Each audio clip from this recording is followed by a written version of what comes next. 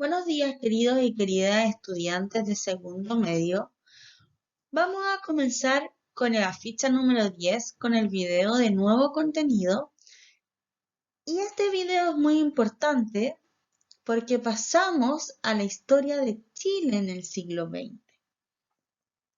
Durante todo el primer semestre trabajamos Europa y ahora vamos a comenzar a trabajar con Chile. El nuevo contenido habla sobre las primeras décadas del siglo XX en nuestro país. Les habla la profesora Marlene Ríos.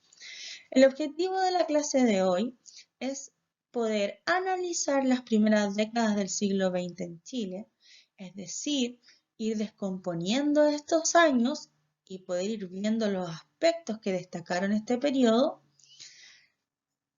y que ustedes logren desarrollar eso. Este video está focalizado a segundo medio. La fecha es desde el 24 al 28 de agosto, correspondiendo a la semana 15 de trabajo. Si ustedes se dan un tiempo para visualizar las siguientes imágenes, podrán ver que nos vamos a encontrar con realidades muy distintas, como es la imagen de la parte derecha inferior, en donde muestra una familia rural que ejemplifica la pobreza, el hambre, el frío, la nostalgia y la desigualdad social que se vivía en Chile en las primeras décadas del siglo XX, versus la foto de la derecha superior que muestra un teatro muy sofisticado, lleno de personas en las tribunas, y por otro lado una imagen en la parte izquierda superior que muestra el desarrollo de la industrialización con los primeros trollers como transporte público. Antes de comenzar, no olvides tener a mano todos los materiales que necesites para comenzar esta clase.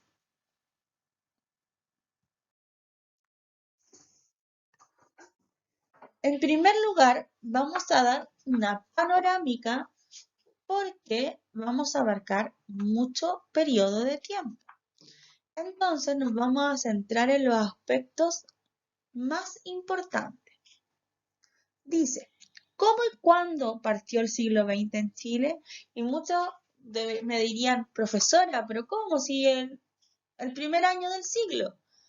Claro, el siglo XX parte en 1901. Sin embargo, el siglo XX chileno partió en 1891, producto de la guerra civil que hizo un quiebre con el sistema liberal y que comienza un proceso o un periodo parlamentario. Entonces, dice, históricamente para Chile es en 1891 con la guerra civil contra el presidente José Manuel Balmaceda por parte del Congreso, el cual apoyado por la Marina lo vencieron y se quedaron con el poder, comenzando así en Chile el sistema parlamentario desde 1891 hasta 1925. José Manuel Balmaceda fue atacado por el Congreso principalmente por una mirada que era mucho más revolucionaria a la época en cuanto a cómo se debía invertir la riqueza, la gran cantidad de riqueza que estaba generando el salitre en el norte de Chile. Es una guerra civil entre dos poderes del Estado, el poder ejecutivo liderado por el presidente y el poder legislativo liderado por el Congreso, en el cual cada uno se ligó a una fuerza armada.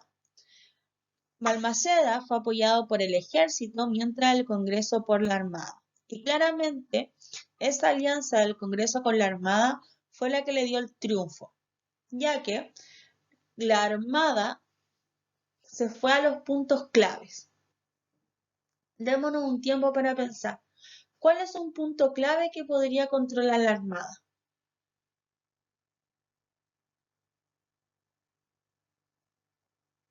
Piensa usted.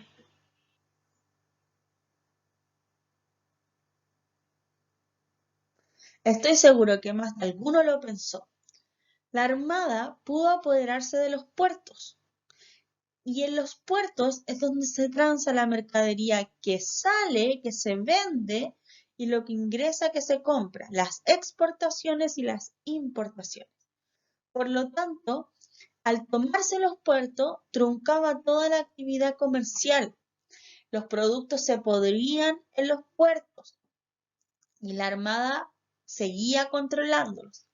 Entonces, Balmaceda perdió el apoyo del pueblo porque cuando el pueblo tiene hambre, el pueblo cruje. Y lamentablemente Balmaceda termina matándose y comienza el periodo parlamentario en Chile. Y el periodo parlamentario va a ser de 1891 a 1925 aproximadamente y va a tener una serie de características que son importantes recalcar.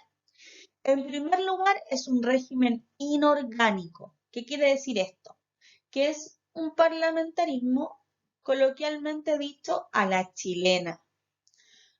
Hoy día en el mundo uno de los sistemas parlamentarios más reconocidos es el parlamentarismo inglés, en donde hay un primer ministro, en donde si ese primer ministro no tiene la mayoría en el parlamento, debe dejar automáticamente el cargo y se deben ir a nuevas elecciones y está todo súper estructurado.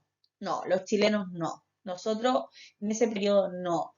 Sino lo único que hicieron fue reinterpretar leyes que ya existían en la Constitución de 1833 con el fin de entrampar, de frenar las opciones que tenían los presidentes de esa época. Entonces, en verdad, fue como una riña de niños en donde los diputados y senadores quisieron darle a entender a los presidentes que podían hacerle la vida muy infeliz. Por lo tanto, es una etapa bastante oscura de la historia política chilena. Responsabilidad política de los gabinetes como segunda característica, y esto es porque en verdad los que eran puntos clave eran los ministros de Estado, ya que ellos no solo debían contar con el apoyo del presidente de la República, que es quien los elige, sino también con el apoyo de los senadores y los diputados, pues ellos contaban con facultades legales para destituir a los ministros y bajar todo avance del gobierno a través de las interpelaciones. Por lo tanto, era fundamental que los ministros lograran tener una buena relación con los diputados y senadores. Sin embargo, eso no fue muy visto. Tercera característica, las interpelaciones. Las interpelaciones existen hasta el día de hoy, solo que son utilizadas en momentos específicos.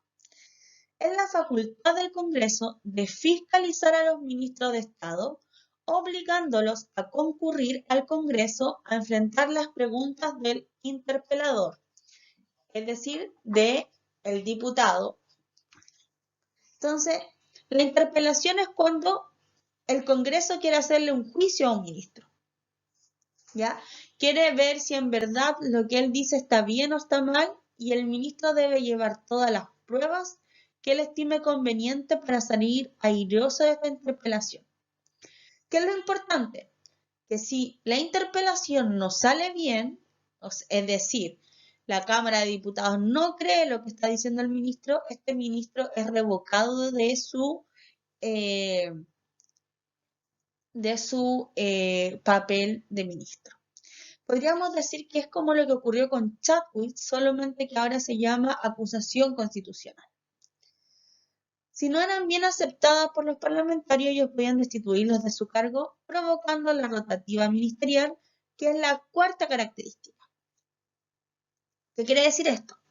Producto de las constantes interpelaciones, y eran muchas, es decir, no había ministro que se salvara de una interpelación, los ministros rotaban uno tras otro, en periodos que duraban en promedio 3 meses.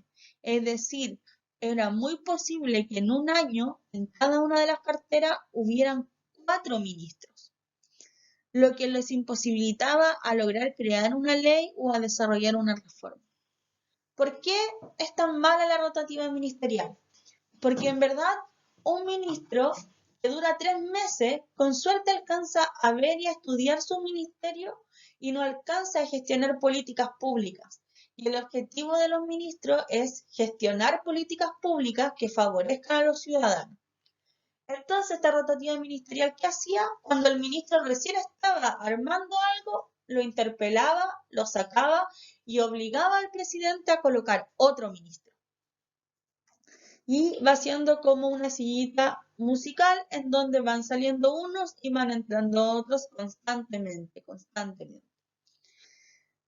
Y como última característica importante, vamos a colocar la inexistencia de clausura del debate, que tiene que ver con la obstrucción continua a los proyectos de ley, ya que sus discusiones se volvieron eternas.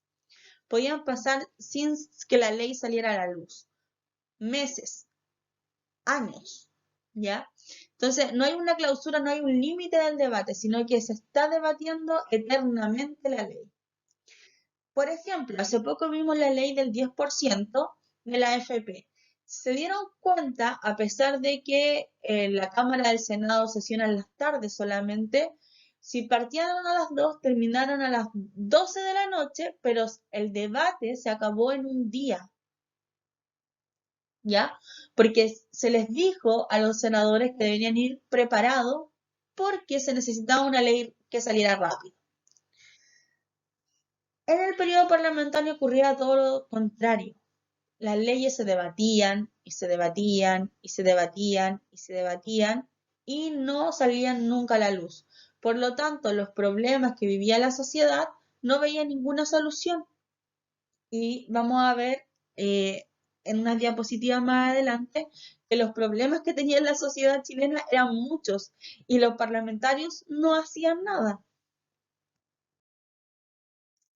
Sumado a todos estos problemas del sistema parlamentario, como la rotativa ministerial, la clausura del debate, habían muchas malas prácticas o hábitos electorales.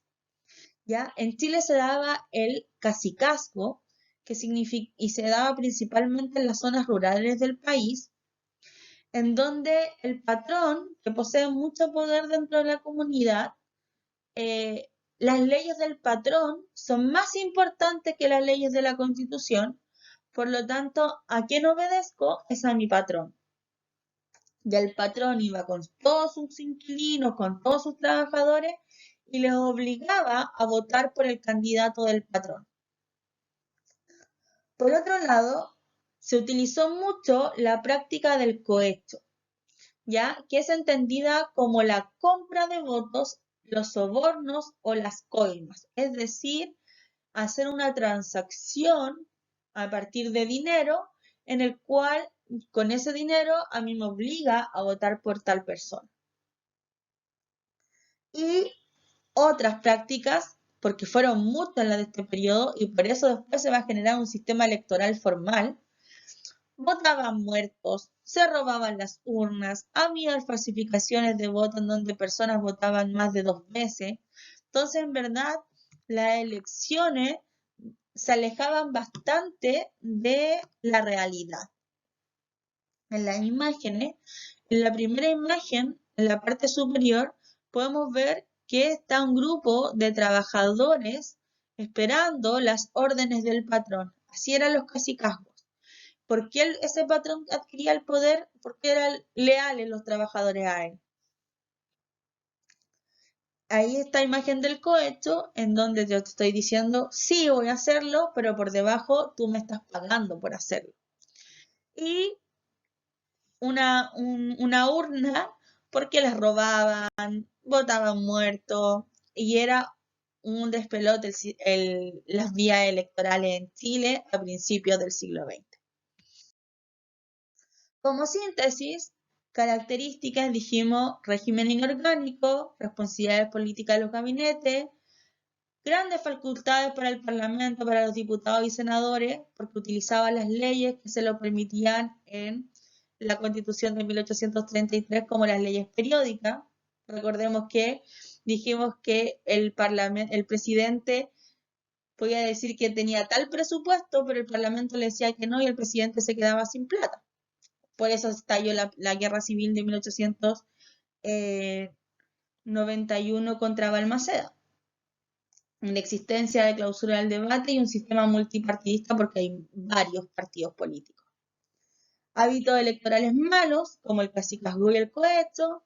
Aspectos positivos del periodo: hay una apertura electoral, hay un proceso democratizador, pero que se va a venir intensificando por la necesidad del pueblo de salir a la calle a decirle al Parlamento hagan algo, ¿ya? Estabilidad institucional, paz exterior, rotativa ministerial como aspectos negativos, ineficiencia legislativa porque no hicieron nada y corrupción claramente por estos malos hábitos electorales. En síntesis, el periodo parlamentario en Chile es un periodo bastante negativo. Ahora bien, paralelo al periodo parlamentario, en Chile y en el mundo se va a vivir el fenómeno de la cuestión social. La cuestión social es el conjunto de problemas sociales y laborales que afectan a los sectores populares durante las últimas décadas del siglo XIX y las primeras del siglo XX. Es un fenómeno mundial porque tiene su origen en ser una consecuencia del proceso de industrialización que afectó principalmente a los mineros, obreros y campesinos del mundo, por lo que va a terminar modificando el mundo rural y el mundo urbano, producto de la migración campo-ciudad. ¿Ya? Entonces, la cuestión social es una consecuencia del proceso de industrialización y una crisis del modelo liberal. Como lo muestran las imágenes, la imagen inferior muestra la precariedad de las condiciones laborales de los trabajadores a principios del siglo XX, en donde, por ejemplo, no hay una indumentaria, son mineros, pero no hay una indumentaria que los proteja, por ejemplo, de los explosivos. Por el contrario, muchos de ellos están sin polera, producto de las altas temperaturas en el norte. Y arriba podemos ver una típica casa, un conventillo, en donde muchas familias van a vivir dentro de un mismo hogar y van a compartir espacios, produciéndose, por ejemplo, el hacinamiento. En las ciudades, los grupos obreros habitaban en viviendas precarias, como la que vimos en la imagen anterior, insalubres y en condiciones de hacinamiento. ¿Qué quiere decir esto? Que en una habitación, las familias vivían en habitaciones, que es lo que se ha visibilizado mucho en la pandemia con la población migrante chilena, en donde muchos, a partir de que los arriendos son muy caros, viven de esta forma. ¿Ya? Es decir, una familia completa en una habitación. ¿Ya? Visualícese usted, vea su habitación e imagínese viviendo todo el día, todos los días, junto a 10 personas más. Eso es hacinamiento. Y muchas de estos tipos de habitaciones eran llamadas conventillos, cites o ranchos. ¿Ya? Y los obreros recibían bajísimos salarios por una extensa jornada laboral y sin derechos laborales. En promedio, en los primeros años del siglo XX en Chile, un obrero trabajaba 16 horas diarias, ¿ya? Es decir, más de la mitad del día estaba trabajando y no tenía derecho a colación, no tenía muchas veces contrato de trabajo, no tenía ni siquiera un derecho a poder sentarse un rato en una silla. Y los sueldos eran muy miserables. Por lo tanto, estos obreros van a comenzar a organizarse, van a comenzar a manifestarse y van a comenzar a mostrar este enojo popular. En el campo, la situación era prácticamente la misma, condiciones de viviendas precarias, muchas construidas todavía en adobe, en la cual frente a cualquier eventualidad se veían fuertemente dañadas. siguen los roles del inquilino y el peón, que son roles de la colonia, o sea, desde el 1800, desde el 1700 que existía el peón y el inquilino, y en el 1900, en el siglo XX, siguen existiendo esos roles en el cual, por ejemplo, no reciben salario, sino que solo dan una prestación de servicio por el terreno en el que viven. Por lo tanto, y se van a ver muy afectados las personas del campo porque cada vez va a haber menos trabajo producto de la industrialización y de la tecnología agrícola. Entonces, trabajo que hacían 20 inquilinos o 20 campesinos, lo van a empezar a hacer 5 y los otros 15 se van a tener que ir obligados a buscar oportunidades a otros lugares y ahí se va a ir produciendo la migración campo-ciudad. Pero las ciudades no estaban preparadas para recibir a todas esas personas. Por lo tanto, ahí van a empezar los problemas del hacinamiento, de la insalubridad, de las enfermedades, las epidemias, el tifus, el sarampión. Y va a comenzar la organización obrera campesina. ¿Ya? Dice, ante la escasa atención de las autoridades frente a la cuestión social, son los mismos afectados, los mismos trabajadores los que generan instancias de autoayuda. Forman organizaciones como las mancomunales, las mutuales o las cooperativas, ¿ya? En donde con la ayuda monetaria de ellos mismos van a comenzar a salir adelante. ¿Ya? Esto es muy importante porque va a ser la autogestión del propio trabajador el que va a venir a solucionar los problemas económicos y sociales que enfrentan a diario. ¿Ya? Y esto va a estar muy ligado al desarrollo político y a la mentalidad política del obrero campesino del siglo XX. ¿Ya? Muchas veces le digo a ustedes, chiquillos, muchos dicen, no, a mí no me importa la política, a mí no me importa la política, y yo creo que en los últimos meses ha quedado demostrado que en verdad todos somos seres políticos. Y a principios del siglo XX, a pesar de que muchos de los obreros y campesinos no sabían leer, no sabían escribir, eran conscientes de su condición y a partir de esa conciencia comenzaron a generar formas de ayuda mutua.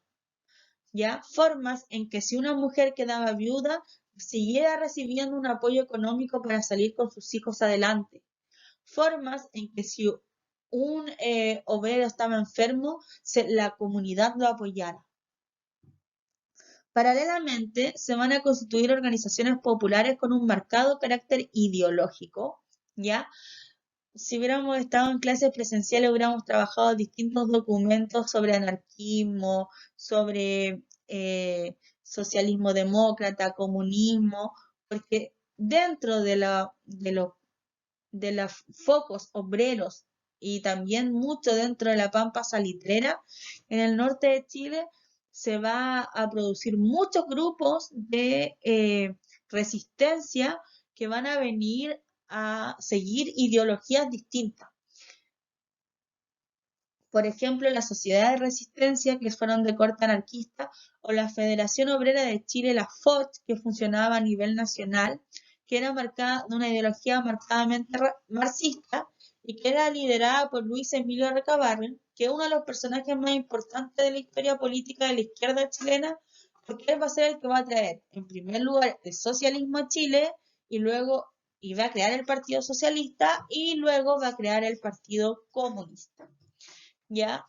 Ahí tenemos una imagen en la parte izquierda superior en donde están formando una mancomunal. Si se dan cuenta, era todo muy formal dentro de esa época. Y en la imagen inferior podemos ver a Luis Emilio Recabarren trabajando, exponiéndole a un grupo de obreros. Por último, la crisis del sistema, ya, la cuestión social va a derivar en una crisis profunda. ¿Ya? Va a visibilizar aún más la inoperancia de el sistema parlamentario chileno que no lograba nada. Y por eso va a salir presidente Arturo Alessandri Palma, que va a venir con un discurso súper lindo, va a decir yo voy a acabar con el sistema parlamentario, pero en verdad Arturo Alessandri Palma poco pudo hacer hasta la intervención de los militares en el ruido de sables, en donde los militares entran al Congreso, hacen sonar sus sables y de cierta forma es un amedrentamiento hacia la clase política diciéndoles o hacen leyes ahora o nosotros nos tomamos el poder. En menos de una semana habían más de 10 leyes promulgadas, todas leyes sociales, ligadas a la ley de la silla, el del contrato de trabajo, etc. Y a pesar de que Alessandri Palma se va de Chile, después se le solicita volver y termina su gobierno con la Constitución de 1925, que dentro de los aspectos más importantes es que se crea el sistema electoral, ¿ya? Para eliminar estos vicios como el cohecho, el cacicazgo, la venta de votos, la falsificación de votos, ¿ya? Se acaba con el concepto de que la iglesia es parte del Estado, ¿ya? Y el Estado pasa a ser laico, ¿ya? Es decir, el Estado no interviene en la religión que cada una de las personas decida practicar. Se permite la libertad de culto en el sentido de que cada persona puede seguir la religión que ella estime conveniente y ninguna religión puede tomar decisiones políticas. Y se va a cambiar el rol del Estado, que lo vamos a ver la próxima semana, que tiene que ver con un rol mucho más activo en la economía chilena y en la búsqueda de una industrialización para Chile. ¿Ya? Y con esto, con la Constitución de 1925, se acaba el sistema parlamentario porque se refuerza nuevamente la figura del presidente de la República, con el objetivo de que los diputados y los senadores dejen de utilizar las leyes a su conveniencia. Ahora bien, en la actividad ustedes van a tener que desarrollar una serie de preguntas de selección múltiple y otras alternativas. Y la primera es, dice, para que vayamos también preparándonos para la evaluación. Como consecuencia, lograban llegar al Congreso plutócratas, o sea, es decir, personas que tenían dinero, los cuales invertían grandes sumas en las campañas electorales, porque tenían dinero, eran principalmente del área industrial, ya no eran de la élite tradicional chilena, y una vez instalados defendían sus propios intereses. ¿A qué alude? El texto alude directamente a cuál vicio. Dice, como consecuencia, lograban llegar al Congreso plutócratas, los cuales invertían grandes sumas en las campañas electorales y, una vez instalados, defendían sus propios intereses. A. Fraude. No, no es un fraude, porque él está invirtiendo. Interpelación, no, porque no está postulando a un cargo electoral, no está interpelando a un ministro. Censura, no, porque no se le está censurando ni la labor de él, ni sus debates, ni nada. Cohecho, sí, porque está dándonos a entender que invertían grandes sumas porque les pagaban a las personas para que ellos salieran electos. Y claramente la rotativa ministerial no tiene que ver acá porque es para poder postularse a ser diputado o senador. Entonces, la respuesta correcta es de cohecho porque él está gastando su dinero en pagarle a las personas porque voten por él.